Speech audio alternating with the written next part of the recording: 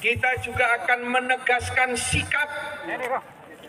Meskipun santri niku dilatih kon sabar, santri niku dilatih tawadhu, tapi untuk kemungkaran kita tidak boleh diam. Untuk kemungkaran kita harus melawan. Apa yang dilakukan oleh Trans 7 itu bukan kritik. Santri itu biasa dikritik. Karena di pondok kita dilatih diskusi, dilatih basul masail. Tapi yang dilakukan Trans 7 itu adalah penghinaan.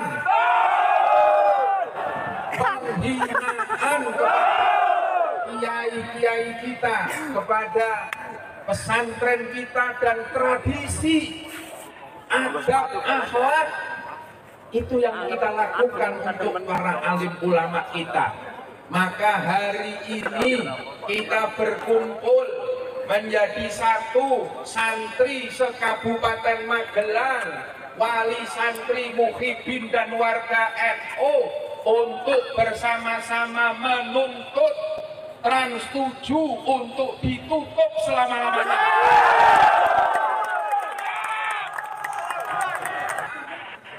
Hasanah program Trans 7 itu mengharamkan ziarah kubur, membid'ah-bid'ahkan amaliyah kita. Kita diam, kita tidak pernah marah. Tapi begitu yang disenggol kiai kita, maka wajib hukumnya kita marah hari ini. Trans 7 telah disusupi menjadi sarang-sarangnya Wahabi, menjadi sarang-sarangnya Jamaah Takfiri, menjadi sarangnya jihadis HTI. Saya mau cerita tentang NU. NU kata orang Madura, Nahdlatul Ulama. Jadi pakai ejaan lama, NU. Kalau kata teman saya, Cak Nanto, ini ketua pemuda Muhammadiyah, ini teman saya, di Madura itu 90% itu agamanya Islam, 10%-nya Muhammadiyah katanya. Ini kata Cak Nanto ini. Jadi saya sering sudah menyampaikan di beberapa media sosial, Bu, sebenarnya, bahwa ada salah seorang akademisi dari Harvard University, namanya Phil Caruso. Phil Caruso ini adalah Tillman Scholar, nggak perlu saya ceritakan lah apa itu, nggak mungkin ngerti juga. Jadi Phil Caruso ini mengatakan bahwa satu-satunya tonggak yang hari ini, jadi gini ceritanya, ini banyak yang mempertanyakan, kok saya tidak menemukan tulisan itu? Karena memang ini diterbitkan dalam sebuah jurnal terbatas dari Harvard University di Amerika. Nah, saya membacanya itu di Amerika. Jadi mungkin tidak dirilis ke sini karena memang di situ pada akhirnya ketika muncul wacana Islam Nusantara, Phil Caruso ini diserang. Karena menurut Phil Caruso salah satu kekuatan dari Nahdlatul Ulama itu adalah satu entitas organisasi Islam terbesar yang percaya bahwa Islam itu bukan alat untuk mengarabkan seluruh umat Islam di seluruh dunia. Ini NU yang percaya itu, makanya kemudian NU itu hidup dengan metamorfosisnya dan diaspora Islam dimanapun di seluruh dunia, dan hidup dengan kebudayaan dan kearifan lokalnya. Jadi kalau Islam di Uzbekistan, Bu, itu budayanya ya budaya Uzbek. Islam di Cina itu budaya yang dipakai adalah budaya kearifan lokal Cina. Suku Hui dan termasuk orang-orang Cina di daerah-daerah provinsi bagian barat Cina, itu kebudayaannya kebudayaan Cina. Nah, kalau kita perhatikan dari bagaimana orang Islam ini kemudian menyebar dan kemudian menjaga budaya-budaya lokal itu supaya tidak keluar dari maqasidus syariah, ini sebenarnya pesannya Nabi. Kita tidak boleh percaya bahwa Islam ini adalah instrumennya Allah untuk mengarabkan manusia. Kita tidak boleh percaya itu. Islam ini bagi siapapun. Mau orang Islam di Brazil, di pedalaman Amazon sana, itu boleh memeluk Islam dengan berbagai situasi sosial circumstancesnya. Ini bahasa akademisnya. Dengan berbagai lingkungan sosialnya. Lalu kemudian Nabi menganjurkan kita supaya Islam ini menjadi agama yang bisa menjadi rahmat bagi seluruh umat manusia dan seluruh alam semesta sampai hari kiamat. Artinya apa? Kita tidak boleh terpaku kepada satu budaya saja. Tidak boleh. Yang kita maksud dengan Islam Nusantara itu adalah Islam dalam konteks budaya, bukan dalam konteks hukum-hukum fikih yang mengikat. Lalu kemudian ditanya, oke, kalau orang NU mau naik haji berarti jangan ke Mekah dan Madinah. Itu adalah hukum-hukum agama yang mengikat. Kita tetap ke sana. Orang Syiah aja naik hajinya ke Mekah juga kok. Masa orang NU naik hajinya ke tempat lain? Enggak. Konsep yang dinamakan dengan Islam Nusantara ini yang nerangkan, yang orang Islam di Indonesia kok nggak ngerti-ngerti sih. Justru yang menerangkan ini orang Amerika, namanya Phil Caruso. Menurut Phil Caruso, salah satu kekuatan NU itu adalah bahwa dia bisa melebur ke dalam budaya apapun tanpa harus menjelek-jelekkan perbedaan di antara seluruh umat manusia di Indonesia. Ini kelebihannya NU. Ini menurut Phil Caruso, bukan kata saya. Dan kata Phil Caruso juga, NU tidak pernah punya riwayat memberontak dan melawan kepada negaranya sendiri. Coba, ini NU kata Phil Caruso. Makanya kemudian NU itu menjadi satu kekuatan tunggal di Indonesia yang kemudian ada sekoci-sekoci di sekitarnya, ada Muhammadiyah, ada Persis, ada Al-Irsyad. Al-Irsyad zaman dulu bukan yang sekarang. Al-Irsyad yang sekarang udah tercemar. Ini direkam kan, biar jadi perhatian lah, nggak apa-apa. Al-Irsyad zaman dulu isinya itu adalah para habaib yang tawaddu. Hari ini Al-Irsyad sudah tercemar dengan paham-paham ideologi transnasional yang mengajarkan orang untuk menjahiliahkan orang, membid'ahkan orang dan sebagainya. NU tidak pernah gelisah dengan keimanan orang, Bu. Kita tidak dididik untuk kemudian membenci orang yang berbeda. Kita tidak pernah dididik untuk menjadi seperti itu. Saya lahir di keluarga pesantren, saya lahir dari kalangan Nahdien hingga hari ini, saya tidak pernah diajari untuk membenci, mencaci maki, mencelakai, membinasakan orang lain yang berbeda. Tidak pernah. Nah, itu yang kemudian menjadi kandungan utama dari NU. Nah, kemudian NU ini menjadi tonggak yang sangat penting di negara ini. Kenapa? Nah, ini tinjauan secara empiris dari yang dilakukan oleh Phil Caruso dalam penelitiannya, karena berangkat dari penelitian terhadap Densus. Bapak Ibu sekalian, Phil Caruso mengatakan Densus telah berhasil mengatasi gerakan-gerakan radikal, ekstrim dan teror di Indonesia, tapi tidak bisa ditiru oleh negara lain. Nah, ini ditulis sampai sekarang masih ditulis oleh salah satu website namanya Middle East Institute, MEI. Ada itu, kalau mau di googling bisa baca. Nah, ini tulisan Phil Caruso yang mengatakan Densus itu berhasil mengatasi gerakan teror di Indonesia tapi tidak bisa ditiru oleh negara lain. Somalia itu mati-matian mau niru Densus nggak bisa. Karena apa? Kata Phil Caruso nih, karena negara lain tidak bisa meniru Densus karena negara lain tidak punya NU.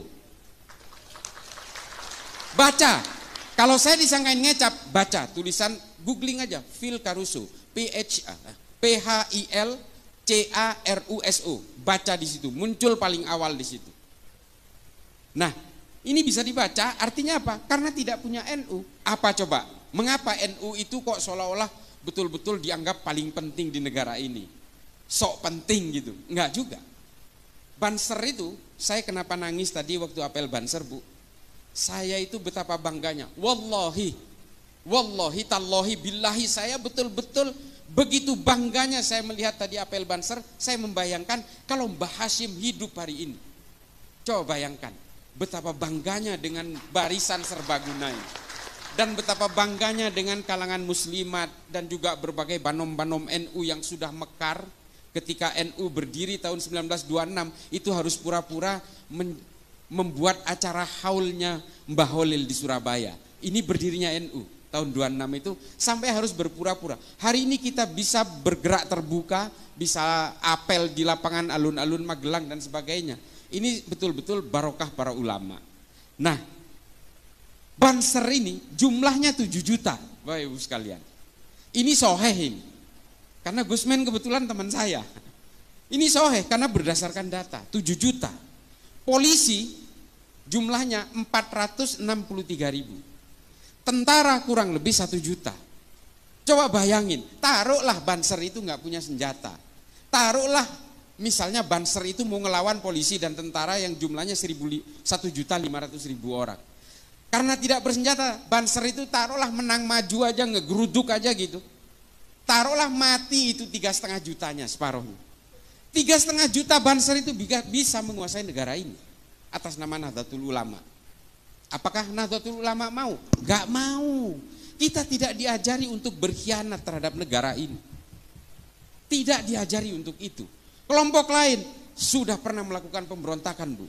Kartosuwiryo memproklamirkan diri di Tasikmalaya, negara Islam Indonesia, lalu membentuk Darul Islam, Tentara Islam Indonesia, membentuk kesatuan-kesatuan militer, memberontak pasukan Andi Aziz di Makassar, Karmuzakar di Banjarmasin, dan kemudian melakukan gerakan-gerakan negara Islam Indonesia hingga hari ini.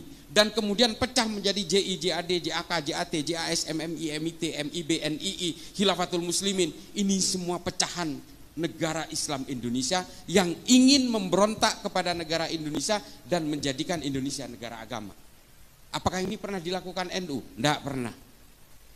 Padahal NU itu adalah organisasi terbesar. Bansernya aja 7 juta. Belum kalangan Nahdliinnya.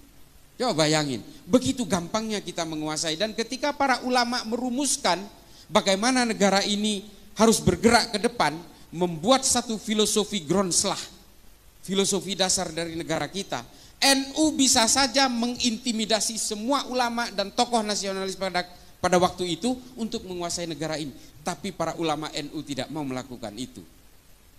Ulama-ulama NU merekrut berbagai tokoh agama nasionalis dan berbagai organisasi dari Muhammadiyah dan sebagainya untuk merumuskan bersama-sama bagaimana kita ke depan supaya kita tadi tidak saling gontok-gontokan. Lalu kemudian diputuskan sebuah al-asobiyah. Ini kata Ibnu Khaldun, Bu, dalam Al-Muqaddimah. Para ulama kita ini nggak bego, nggak bodoh. Beliau itu membuat rumusan bersama itu berdasarkan rujukan pemikir-pemikir Islam abad pertengahan. Namanya Ibnu Khaldun, namanya Abu Bakar Ahmad Ad-Dinawari. Ada kitab namanya Al-Mujalasah wa Jahirul Ilmi yang membahas tentang bagaimana membela negara.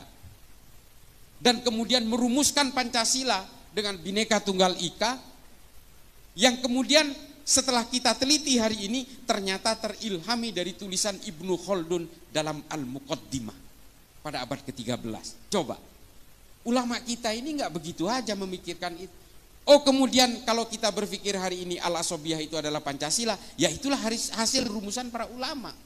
Karena dulu Nabi ketika menguasai Madinah, beliau langsung membuat satu piagam Madinah sebagai tonggak kesepakatan bersama antara suku Aus dan suku Hazrat, pribumi dan pendatang yang kemudian disatukan dalam Muhajirin dan Ansor, dan menyatukan orang-orang Nasrani dan orang Yahudi menjadi satu entitas bersama bernama negara Madinah dengan piagam Madinah.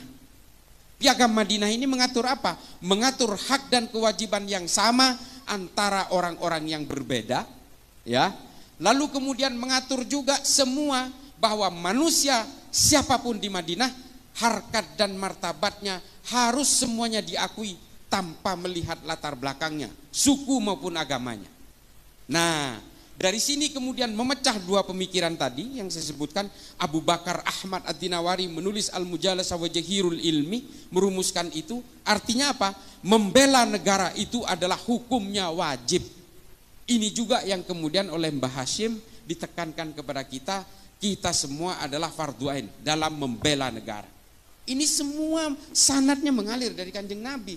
Lalu kemudian ada seorang mu'allaf tiba-tiba ujuk-ujuk umur 40 mengenal Islam, namanya Felix Yao, mengatakan membela tanah air tidak ada dalilnya dalam Islam. Saya katakan sedikit kasar, ini goblok namanya. Salah satu korban perang Uhud itu namanya Mukhairik, orang Yahudi. Hanya 2 kitab sejarah yang menerangkan Mukhairik ini sudah memeluk Islam ketika ikut perang Uhud, tapi 8 diantaranya yang lain mengatakan dia masih Yahudi. Mukhairik ini adalah seorang pemuka agama Yahudi, kalau di Yahudi itu namanya rabi. Dia adalah seorang rabi. Perang Uhud itu terjadi hari Sabtu. Karena hari Sabtu, Mukhairik ini dilarang oleh keluarganya. Kamu ini hari ini adalah hari Sabat. Orang Yahudi tidak boleh keluar rumah. Tapi Mukhairik mengatakan, saya harus membela Nabi karena selama ini Nabi telah melindungi kita. Kaum minoritas seperti kita dilindungi oleh Nabi, maka ketika Nabi berperang saya harus ikut. Mukhairik memaksa keluar untuk berperang bersama Nabi dalam perang Uhud, lalu kemudian Mukhairik gugur. Tapi sebelum Mukhairik berangkat ke perang Uhud, Mukhairik meninggalkan catatan fatwa waris kepada keluarganya bahwa 3 kebun kurma dan 51% dari 51 bagian dari seluruh harta saya, kalau saya mati di perang Uhud, serahkan kepada Nabi. Nah, 2 kebun kurma dan 1 kebun anggur kalau dalam Tarikh At-Tabari disebutkan. Ini kemudian ketika gugur Mukhairik dalam perang Uhud, semua harta yang difatwa wariskan ini diserahkan kepada Nabi. Lalu Nabi membuat lembaga wakaf pertama di dunia, Baitul Mal pertama di dunia, untuk menyantuni janda-janda perang dan anak-anak yatim karena korban perang. Nah, Baitul Mal pertama yang dibuat oleh Nabi ini modalnya dari mana? Dari orang Yahudi yang namanya Mukhairik. Ini loh yang dimaksud bahwa semua orang punya hak dan kewajiban yang sama dalam satu negara, menjunjung tinggi kesepakatan bersama yang bernama Pancasila yang pada zaman Nabi disebut Piagam Madinah. Ini Bapak Ibu sekalian. Jadi ajaran-ajaran yang dilakukan oleh para ulama NU untuk merumuskan Pancasila sebagai dasar negara ini tidak ujuk-ujuk. Pemikiran Ibnu Khaldun ini kemudian dipakai oleh Adam Smith, John Locke, John Maynard untuk merumuskan demokrasi modern hari ini. Pemikiran-pemikiran tentang dunia kapital, bagaimana aliran modal dipegang negara untuk mengaktifkan UMKM, pedagang kaki lima dan sebagainya. Ini berawal dari pemikirannya Ibnu Khaldun dalam Al-Muqaddimah. Gak mungkin baca, udahlah saya baca sampean dengerin aja.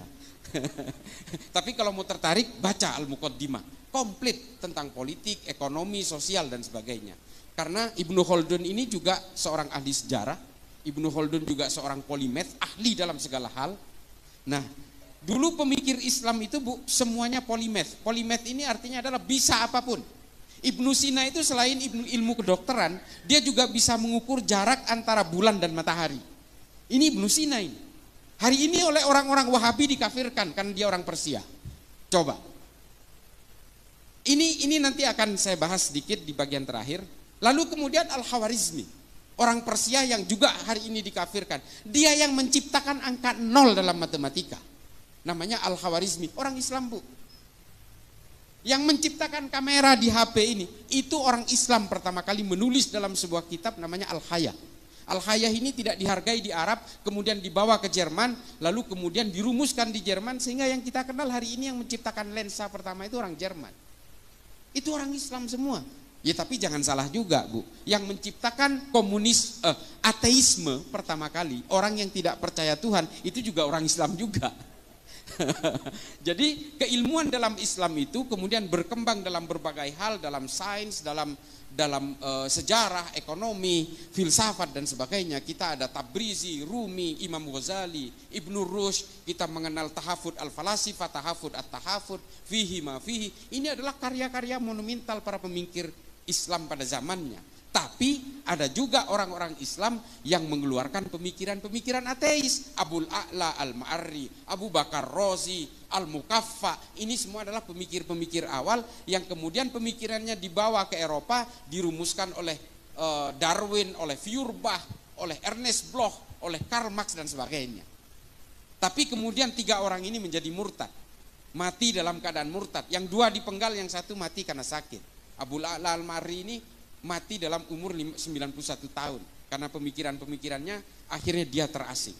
Dan yang kedua dipenggal lehernya karena dianggap murtad, karena mengeluarkan pernyataan dalam bukunya Az-Zulumiyah namanya, itu tidak percaya Tuhan dan tidak percaya Nabi. Nah ini nggak usah kita ikutin, saya hanya cerita aja bahwa bagaimana keilmuan dalam Islam itu berkembang pada abad pertengahan itu yang kemudian mengilhami berbagai pemikir-pemikir Islam hari ini. Persoalannya kemudian adalah keberagaman kita di Indonesia ini menjadi persoalan ketika muncul aliran-aliran baru, kelompok-kelompok baru demi kepentingan-kepentingan politik. Nah ini Bu, soal politik inilah yang memporak-porandakan semua agama.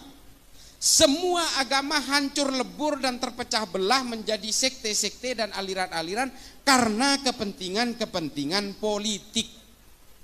Islam terpecah belah karena politik.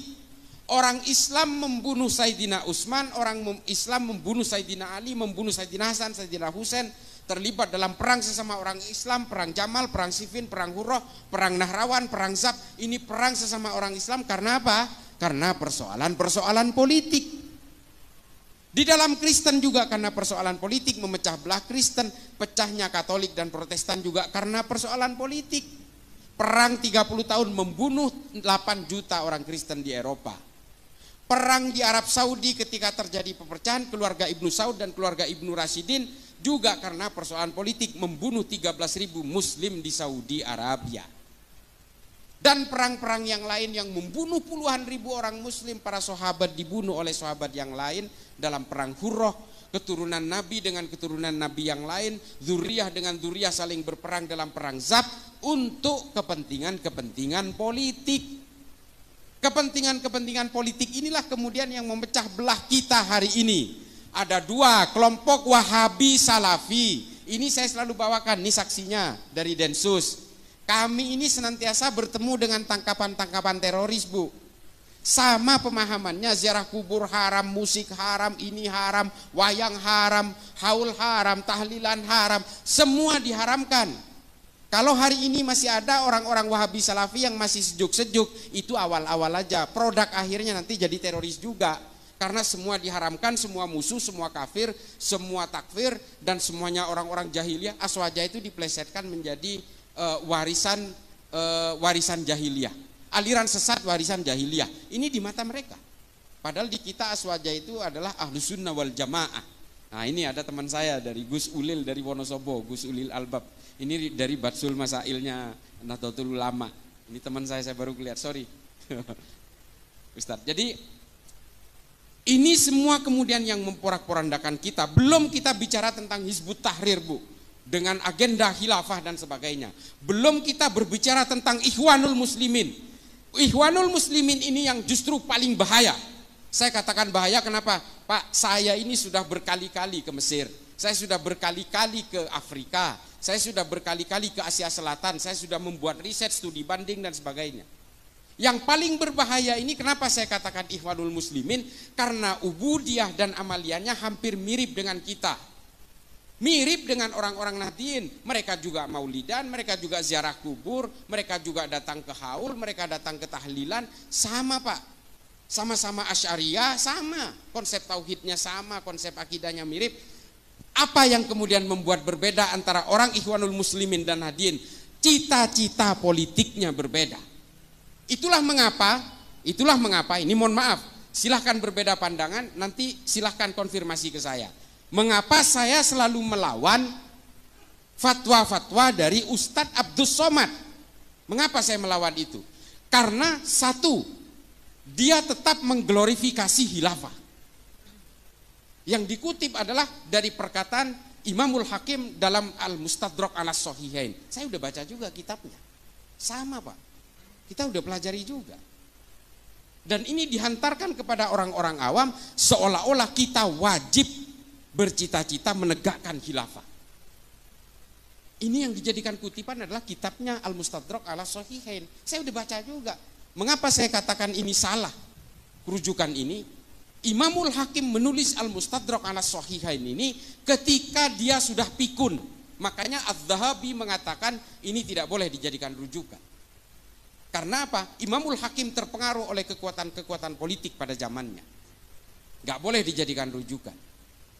Lalu kemudian yang kedua yang saya lawan dari fatwanya UAS adalah dia menghalalkan dan menganggap jihad istishhadiyah, kepada orang yang melakukan bom bunuh diri di Palestina. Bom bunuh diri ini tidak ada jihad-jihadnya Pak. Bunuh diri ya bunuh diri aja. Yang kedua, perang Palestina dan Israel bukan perang agama. Ini perang politik. Kalau ini perang agama, orang Islam di Arab sudah ikut berperang bersama-sama Pak. Nggak ada satupun. Bahkan Arab Saudi, Mesir, dan Turki bersahabat dengan Israel. Mengapa bisa begini? Karena ini perang politik. Dan perang di Israel itu terjadi ribuan tahun sejak zaman Islam belum ada. Sejak zaman Islam belum membentuk menjadi satu agama di Mekah, masih dalam berbentuk harokah-harokah Islam itu, perang di Yerusalem itu sudah terjadi. Perang antara Titus Vespasian, Charlemagne, pasukan Templar, pasukan-pasukan dari Kekaisaran Bizantium, itu sudah berperang di Yerusalem. Ini tulisannya lengkap soal ini. Ada seorang Yahudi dan juga seorang Islam yang menulis tentang kehidupan perang di Baitul Maqdis ini. Namanya Simon Sibek Montefiore. Silakan baca. Artinya perang antara Palestina dan Israel ini bukan hanya terjadi hari ini, sudah terjadi berabad-abad yang lalu. Jauh sebelum Islam itu membentuk menjadi sebuah agama di Mekah. Ini loh, makanya saya selalu tantang semuanya ini, orang-orang yang masih mengglorifikasi Ikhwanul Muslimin ini, udahlah nggak usah pura-pura lah. Kalau memang pengen khilafah, marilah kita berdiri tegas saja. Kalian anti Pancasila, ya sudah, keluar dari negara ini. Begitu saja, nggak usah berpura-pura sama-sama melawan Wahabi. Oke, di situ kita sepakat melawan gerakan Wahabi. UAS juga sering melawan gerakan Wahabi. Kita sepakat untuk itu. Tapi jangan giring bangsa ini kepada orang-orang yang terus membenci kepada orang yang berbeda. Di dalam salib ada jin kafirnya. Nggak usah lah, nggak usah menghina sesembahan orang lain kata Allah. Ya kan? Di Quran kan jelas. Jangan menghina sesembahan orang lain, karena orang lain akan menghina Tuhanmu tanpa ilmu pengetahuan. Jelas kok di Quran itu. Kenapa kita selalu menghina sesembahan orang lain? Enggak usah, tunjukkan Islam itu sebagai agama yang bisa menjadi rahmat bagi seluruh alam semesta. Supaya apa? Supaya orang-orang yang belum berislam ini tertarik kepada Islam karena kedamaiannya. Bukan karena bakar, bunuh, gantung. Bukan karena itunya. Kan miris Pak.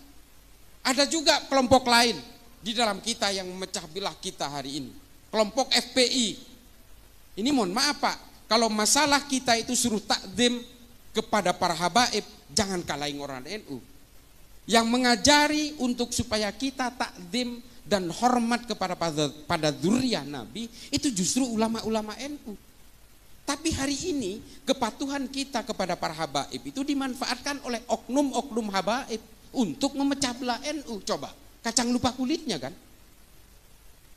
Ulama-ulama NU mengajari kita untuk hormat kepada para habaib. Tapi oknum-oknum sebagian habaib hari ini yang bergerak dalam berbagai harokah-harokah siasa dan punya agenda-agenda politik, justru memanfaatkan kepatuhan kita kepada para habaib untuk memecah belah NU.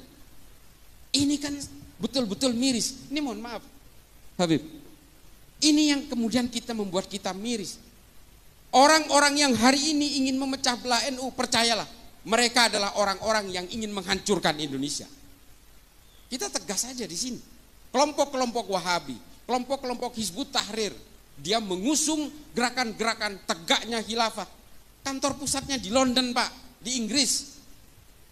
Coba bayangin, pernahkah kita curiga?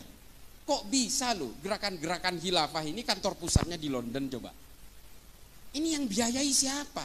Ini operasinya siapa? Ikhwanul Muslimin juga di London Pak. Dan satu lagi di Libanon, coba bayangin. Ini siapa yang gerakin? Operasinya siapa? Lalu dia datang ke Indonesia membawa gerakan-gerakan Hizbut Tahrir, gerakan-gerakan khilafah, tegaknya daulah dan sebagainya, mengacak-acak kita, mengadu domba kita. Dan di Madura Pak, di kampung saya hari ini, yang namanya NU, belum tentu NU Pak. Bisa jadi NU aliran garis keras yang terpapar oleh FPI. Ini di Pamekasan contohnya, yang mempersekusi rumahnya Pak Mahfud MD, yang menyandra Kiai Ma'ruf Amin di mobilnya, itu adalah kelompok-kelompok ini. Sama Pak, tahlilan juga, haul juga, maulidan juga, baca-baca rotib juga, sama. Nah, yang paling terakhir adalah, lalu bagaimana kita akan bersikap? Apakah kita tidak boleh berpolitik kalau ternyata politik itu hanya memecah belah umat? Boleh Pak, Bapak Ibu sekalian, boleh berpolitik. Kata Imam Ghazali dalam Ihya Ulumuddin mengatakan Islam dan politik itu seperti saudara kembar. Islam diperlukan untuk mengawal ruang-ruang politik ini supaya tidak keluar dari jalur maqasidus syariah. Ini jelas. Boleh berpolitik Pak, tapi gunakan ilmu pengetahuan. Nah ini, ilmu pengetahuan ini yang harus menjadi landasan kita hari ini, bahwa kita boleh berpolitik karena ilmu pengetahuan dan gunakan ilmu pengetahuan itu dalam berpolitik. Ini jelas. Makanya saya bukan karena sesama Madura Pak, saya senang sekali dengan Pak Mahfud MD. Pak Mahfud MD ini legislatif sudah, yudikatif sudah, sekarang ada di eksekutif. Padahal dia ini Pak hanya menggunakan ilmu pengetahuannya aja. Dan dia menggunakan ilmu pengetahuan itu dalam ruang-ruang politik. Kalau ingin dimusuhi Pak Mahfud MD, gampang Pak, gampang. Coba aja dia sogok Pak. Dimusuhi seumur hidup. Demi Allah, ini banyak cerita soal itu karena saya dekat dengan beliau. Wallahi, banyak orang yang mau nyogok beliau Pak, terutama ketika kasus-kasus terakhir-terakhir ini, supaya dia diam jangan bersuara. Dimusuhi semua itu yang berusaha nyogok itu. Mulai dari polisi, tentara, semua dimusuhi. Karena menurut dia ini orang nggak amanah. Kalau dia udah pejabat negara tapi dia mau nyogok saya, berarti ini nggak amanah. Dimusuhin Pak. Ini Pak Mahfud. Nah, banyak tokoh-tokoh dalam Islam yang berpolitik karena ilmu pengetahuan. Ada Muhammad As'ad, ada Muhammad Iqbal, ada Harun al-Rasyid. Ini semua adalah orang-orang yang kemudian menjadi pemimpin, menjadi pejabat negara, tapi menggunakan ilmu pengetahuannya. Ada Fazlur Rahman dan sebagainya. Hari ini apa yang terjadi? Kita meninggalkan ilmu pengetahuan dari dalam dunia politik kita. Yang terjadi adalah apa? Ambisi-ambisi kekuasaan. Sehingga apa? Ketika ambisi kekuasaan ini dipaksakan untuk hidup dalam negara itu atas nama agama, yang terjadi adalah apa? Upaya membuat gerakan-gerakan revolusioner. Karena apa? Kita terilhami oleh para pemikir-pemikir politik dalam Islam seperti Muhammad Qutb, Said Qutb dan sebagainya. Hasan al-Banna, ini yang kita ilhami hari ini. Sehingga apa yang kita lahirkan hari ini? Abu Bakar Ba'asyir, Oman Abdurrahman, Abu Bakar al-Baghdadi, Osama bin Laden, ini Aiman al-Zawahiri. Ini yang kita lahirkan hari ini. Kita tidak lagi melahirkan Ibnu Sina, Al-Farabi, Al-Kindi, Al-Khawarizmi, Tabrizi, Rumi, Imam Ghazali. Kita tidak lagi Ibnu Khaldun. Kita tidak lagi melahirkan mereka-mereka ini semua. Yang kita lahirkan adalah orang-orang yang mengglorifikasi kekerasan, pembunuhan, perang dan sebagainya. Upaya-upaya revolusi, gerakan-gerakan toli'ah. Nah, ini kan miris Pak. Islam itu pernah berjaya karena ilmu pengetahuan, bukan karena politik. Itu lihat di YouTube saya dengan Bang Akbar Faisal. Saya bisa buktikan itu semua secara empirik dan historik. Kita tidak pernah berjaya dalam dunia politik. Kalau kita berjaya dalam dunia politik, sampai hari ini mungkin politik Islam sudah berjaya di mana-mana. Tidak Pak. Di Granada tumbang abad ke-14. Kekhalifahan Turki Utsmani tumbang 1924. Dan akhirnya yang terjadi apa hari ini? Monarki-monarki di negara Arab yang masih mengatasnamakan Islam. Padahal semua itu adalah untuk kejayaan keluarganya mereka. Kejayaan dinasti-dinasti. Ini bukan politik Islam, ini politik keluarga aja. Seperti Ibnu Saud, di Qatar, Kuwait, ini kan keluarga semua. Nah, ini kan mulkan-mulkan yang sebenarnya hanya mengatasnamakan Islam, tapi sebenarnya nggak Islami juga. Orang-orang dari kerajaan-kerajaan Kuwait, Qatar dan sebagainya, kalau ke Eropa, mereka pakai bikini juga Pak. Bu, mereka pakai bikini juga, ya artinya mengumbar aurat juga. Sama, karena mereka memang tidak Islami, ini adalah kekuasaan-kekuasaan politik. Makanya Islam ini hanya bisa dijayakan sama seperti ketika Baitul Hikmah di Baghdad, ketika Baghdad menjadi epicentrum peradaban dunia. Mari anak-anak kita rangsang untuk memajukan ilmu pengetahuan dalam Islam, belajar semua keilmuan dalam Islam yang sangat ini seperti samudra Bu. Saya ini sampai sekarang Bapak Ibu sekalian, saya itu baca buku itu 1000 halaman per bulan. Ini ada ajudan saya ini. Saya itu di mobil, di rumah, di kantor kadang-kadang, di pesawat, saya selalu baca buku. Karena saya meyakini dengan membaca buku, saya bisa menularkan kepada generasi-generasi berikutnya. Islam ini kalau menjauh dari ilmu pengetahuan dan hanya mendekat kepada kekuasaan-kekuasaan politik, pada akhirnya Islam ini tidak akan menarik. Yang membuat orang menarik itu adalah ilmu pengetahuan. Orang cinta kepada Islam karena Ibnu Sina banyak. Pemikiran Ibnu Sina dalam ilmu anatomi tubuh dipakai sampai sekarang. Angka 0 dalam matematika yang dikeluarkan Al-Khwarizmi dipakai sampai sekarang. Coba, ilmu-ilmu aljabar dan sebagainya. Pemikiran-pemikiran Ibnu Sina tentang astronomi, tentang astrologi dan sebagainya, ini dipakai sampai sekarang. Ilmu tentang biologi, tumbuh-tumbuhan, ini ditulis dalam kitab An-Nabat oleh Abu Bakar Ahmad Ad-Dinawari. Sampai sekarang dipakai tentang ordo klasifikasi tumbuh-tumbuhan. Ini dari Islam semua, Bu, Bapak Ibu sekalian. Makanya kembalikan kejayaan Islam ini lewat ilmu pengetahuan. Kalau dengan politik kita hanya bermimpi tentang perang, bagaimana melakukan proses negosiasi politik di tingkat elit, bagaimana berbagi konsesi kekuasaan dan sebagainya. Enggak jauh-jauh dari situ. Dan ketika satu negara itu dikuasai oleh kelompok Islam, percayalah nanti akan berperang dengan sesama kelompok Islam. Di Afghanistan sudah terjadi, Bu. Taliban menguasai atas nama Islam, tapi kemudian muncul musuh dari Aliansi Utara, muncul musuh dari ISIS Khorasan. Karena selalu begitu, Bu. Kekuasaan yang mengatasnamakan agama pada akhirnya terjebak dalam firqoh-firqoh yang berbeda-beda, kelompok-kelompok yang berbeda. Karena apa? Dari tafsir-tafsirnya di Islam itu sudah berbeda-beda. Dari mazhab sudah berbeda-beda, dari manhaj sudah berbeda-beda. Makanya ketika kelompok Islam itu menguasai satu panggung politik, biasanya perpecahan terjadi. Yang satu ingin begini, yang satu ingin begitu. Pada akhirnya apa? Yang satu semua ingin diakomodasi, perang satu sama lain sesama Islam. Ini sudah terjadi. Sunni dan Syiah itu pecah karena persoalan politik. 1400 tahun belum selesai permusuhannya sampai hari ini. Nah, jadi Bapak Ibu sekalian, kalau ingin memajukan Islam, rangsang anak-anak kita, cucu-cucu kita untuk belajar tentang ilmu pengetahuan, tentang basis-basis era digital segala macam. Algoritma digital, algoritma berbagai pemikiran-pemikiran yang bersifat lebih ke depan, visioner ke depan. Ini berikan kepada anak-anak kita. Demikian, mudah-mudahan nanti bisa ada tanya jawab. Ini mudah-mudahan bisa menjadi manfaat bagi saya pribadi yang fakir ilmu ini dan juga bisa bermanfaat bagi Bapak Ibu sekalian. Akhiran ihdinas siratal mustaqim wallahul muwaffiq ila aqwamit thoriq. Wassalamualaikum warahmatullahi taala wabarakatuh. Waalaikumsalam warahmatullahi wabarakatuh. Masya Allah, daging banget gitu ya ngajinya ya Gus.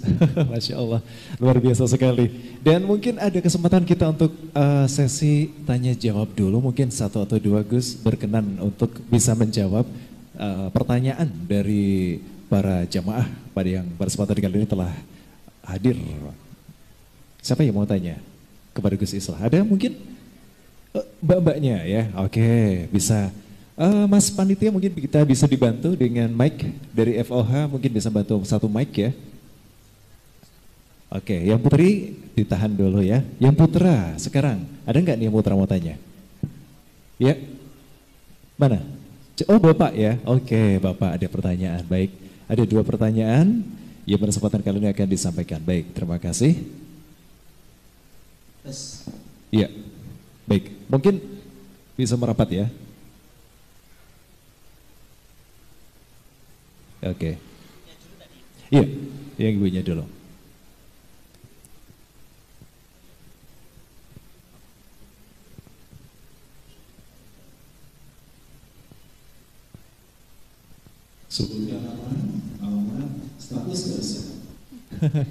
Assalamualaikum warahmatullahi wabarakatuh. Waalaikumsalam warahmatullahi wabarakatuh. Nepangaken kawula ati perwakilan dari PC ISNU Kabupaten Magelang. Alhamdulillah ketuanya juga dari Untidar Pak Ibrahim, matur nuwun sanget. Untidar menika saged rawuh Pak Profesor niki kula perwakilan nggih. Di sini saya ingin bertanya kepada Kang Bogi bagaimana untuk melanjutkan tawaran panjenengan mengenai pelatihan napa nggih pengkaderan di kontra narasi. Mangke narah hubungnya bagaimana? Kayaknya kok ini oleh-oleh yang sangat luar biasa di menyambut 1 abad NU ini. Semoga kader-kader NU kita berkualitas. Saya takjub banget saged rawuh saged silaturahim di sini kok ada oleh-oleh ini, terus saya itu aja. Saya langsung di follow up ya? Gitu. Yeah. Kersane ada tindak lanjutnya, tidak hanya omong kosong ngoten nggih. Yeah. Terima kasih dari saya. Wassalamualaikum warahmatullahi wabarakatuh. Waalaikumsalam warahmatullahi wabarakatuh. Baik, berikutnya yang di belakang dari Mas Moy. Bapak, ya. Assalamualaikum warahmatullahi wabarakatuh. Waalaikumsalam. Alhamdulillah saya bisa datang ke sini, saya bersyukur sekali bisa ketemu sama Cak Islah. Saya kagum dengan beliau karena banyak sekali melihat video beliau. Alhamdulillah. Dan seperti yang dikatakan Pak Buki tadi, kontra narasi itu sebetulnya juga bermasalah buat kami yang sering melakukan kontra narasi di grup-grup WA ataupun grup-grup lainnya. Yang itu juga menyebabkan kami itu jadi seakan dimusuhi sama mereka, karena yang melakukan kontra narasi itu sangat sedikit dibanding orang-orang yang menyebarkan hoaks dalam grup. Salah satunya cara saya menjawab adalah menggunakan kalimat-kalimat dari Cak Islah. Kalau itu belum jelas, saya kirimkan videonya secara utuh, dan itu pun belum bisa diterima. Akhirnya terjadi permusuhan yang keras sampai datang ngonek-ngonek. Itu terjadi. Ya, itu mungkin juga karena yang pingin melakukan kontra narasi itu berpikiran alah gitu aja kok repot nang wae. Nah, sebetulnya kelemahan dari kita khususnya warga NU itu untuk melakukan kontra narasi itu mungkin berpikir ngene iki wis ayem. Atau mungkin juga bahan ilmu untuk menjawab itu juga kurang, karena kemungkinan mereka itu banyak yang terlatih, yang didoktrin sama ustadz-ustadz mereka di mana pengajian yang mereka ikuti itu banyak ilmu yang digunakan untuk mereka melakukan penyerangan-penyerangan terhadap pemerintah ataupun Islam yang tidak sepaham dengan pemikiran mereka. Ya, pertanyaannya Bapak mohon izin.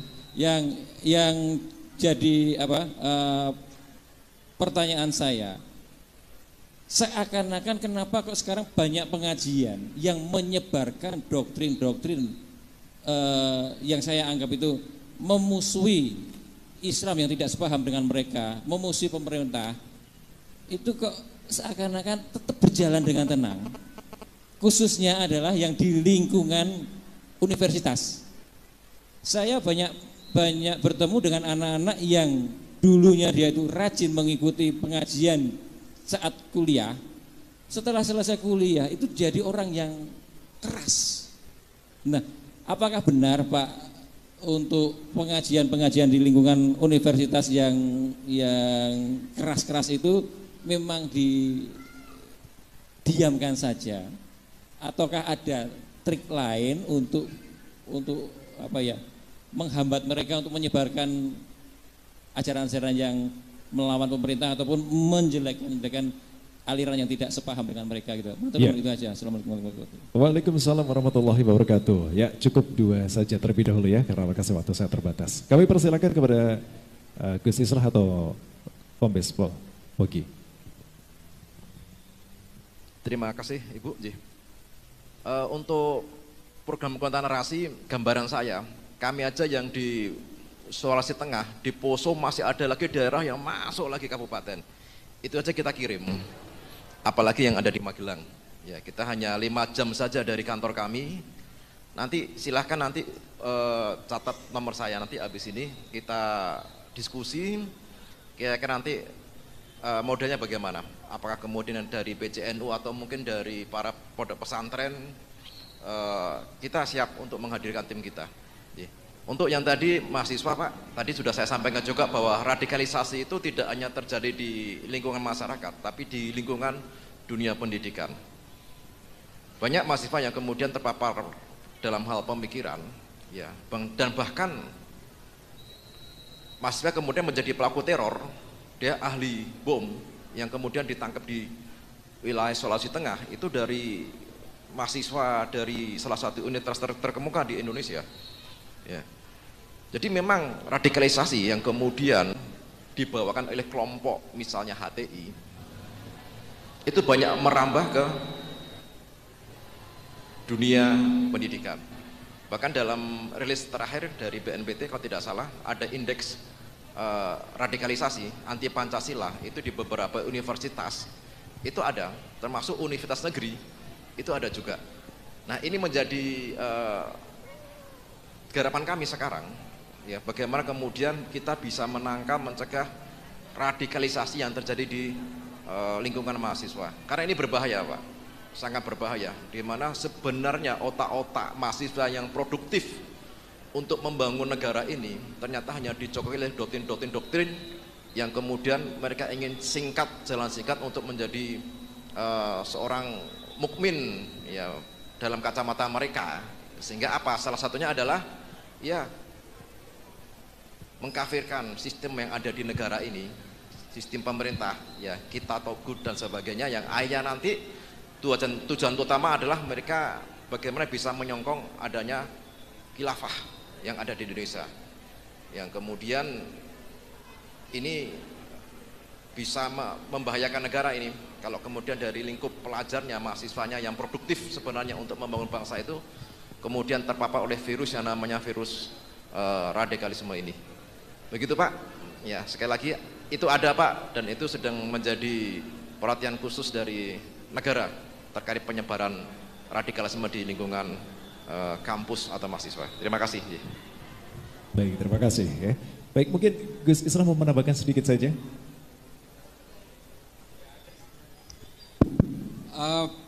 Terima kasih Pak. Saya kalau pelatihan itu sebenarnya ini harus dilayani ini. Ini ada kontra narasi. Nah biasanya kalau ada training tentang algoritma digital ya Mas Bogi istilahnya, itu biasanya juga dikasih bantuan device biasanya ya, gadget satu, handphone apa gitu untuk mengglorifikasi berbagai ideologi kebangsaan. Nah menyikapi berbagai konten yang ada di media sosial Bapak Nyun Sewu, ini memang menjadi satu persoalan yang sangat nasional hari ini. Satu, karena memang Kominfo ternyata tidak bisa berbuat apapun. Entah mereka tutup mata atau ada satu sistem yang kemudian leaking di dalam, sehingga berbagai konten itu sebenarnya sangat mudah secara digital untuk di block out. Bisa sekali, sangat mudah. Apalagi hanya men-take down salah satu akun misalnya yang selalu menyebarkan hoax dan ajaran-ajaran nggak benar. Gampang sekali sebenarnya. Cuma memang ada beberapa platform yang harus bersurat kepada platform pusatnya di Amerika atau di Rusia.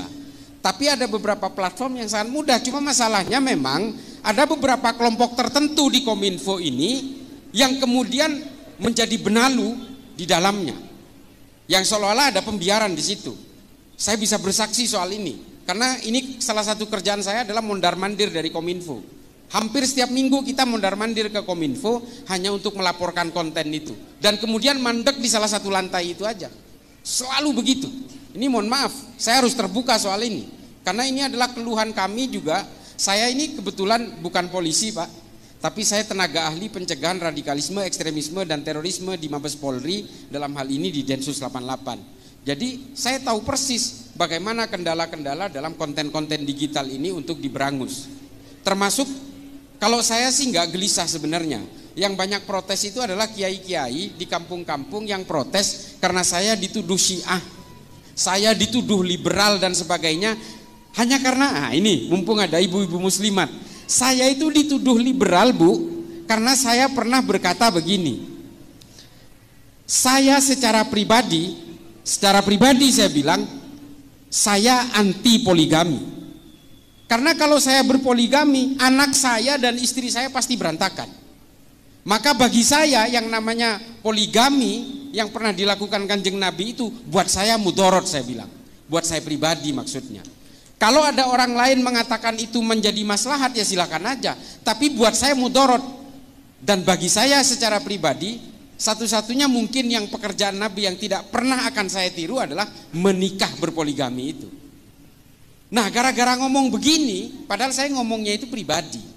Maksud saya pribadi tidak akan mungkin berpoligami dan saya anti poligami. Saya kesian anak saya kesian istri saya cinta kepada istri saya. Oke, dalam soal harta saya bisa berbagi adil dengan istri saya. Tapi kalau soal perasaan kan nggak bisa dibuat adil seadil-adilnya. Nah, makanya kemudian saya diserang liberal karena mengatakan itu. Ya ini kan saya pribadi. Ya gitu ya. Nah ini saya supaya, nah tudingan-tudingan Syiah, tudingan-tudingan saya anti poligami disimpulkan kemudian menjadi liberal, ini anteknya Yahudi, ini anteknya orang Kristen untuk merusak Islam. Nah ini ada di media sosial. Saya sendiri sudah mengajukan bahwa ini fitnah. Saya melaporkan ke polisi, percuma juga. Orang kalau membenci tidak bisa dihentikan dengan pemenjaraan. Benci ya benci aja gitu.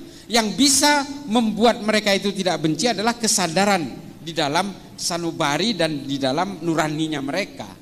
Makanya saya tidak mau laporin mereka ke polisi, tapi atas usulan dari para kiai di daerah-daerah, terutama dari kiai-kiai NU, Gus ini bahaya buat sampean, nanti sampean karena ini disampaikan berkali-kali bahwa sampean ini Syiah, sampean liberal, nanti pada akhirnya banyak orang yang percaya. Nah ini saya mengajukan take down terhadap konten-konten ini saja. Ini tidak pernah dilaksanakan oleh Kominfo. Untungnya yang men-take down itu Allah. Yang paling getol menyerang saya Syiah dan liberal itu ada kiai, katanya kiai, menurut saya bukan. Itu di Jember, nama akunnya Benteng Akidah.